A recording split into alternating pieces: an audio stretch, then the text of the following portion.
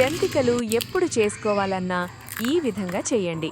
జంతికలు గుల్లగా కరకరలాడుతూ పర్ఫెక్ట్గా వస్తాయి. ఎక్కువ రోజులు నిలవ ఉంటాయి. రెసిపీ చూసేయండి. కావలసినంత వరిపిండి తీసుకోవాలి. రుచికి సరిపోయినంత ఉప్పు వేసుకుని కొంచెం తినే సోడాని కొడవేసుకుంటే జంతికలు గుల్లగా వస్తాయి.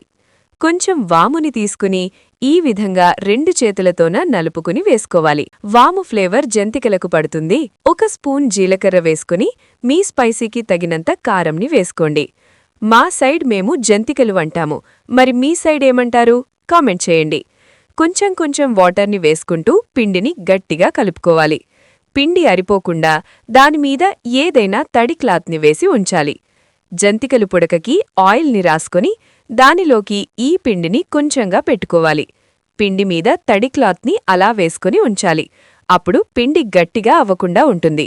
నూనె బాగా వేడి అయ్యాక మాత్రమే జంతికలను పిండుకోవాలి. లేకపోతే నూనె లాగేసుకుని జంతికలు టేస్ట్ పాడైపోతుంది. వేడిగా ఉన్న నూనెలోకి ఇలా మనకి నచ్చిన విధంగా వేసేసుకోవడమే. జంతిక ఎర్రగా వేగాక ఒక దానిలోకి తీసుకుని కాసేపు ఆగి అవి మనం బాక్స్లోకి స్టోర్ చేసుకోవాలి. కమ్మగా స్పైసీగా కరకరలాడుతూ ఉంటాయి. సబ్స్క్రైబ్ చేసుకోవచ్చుగా.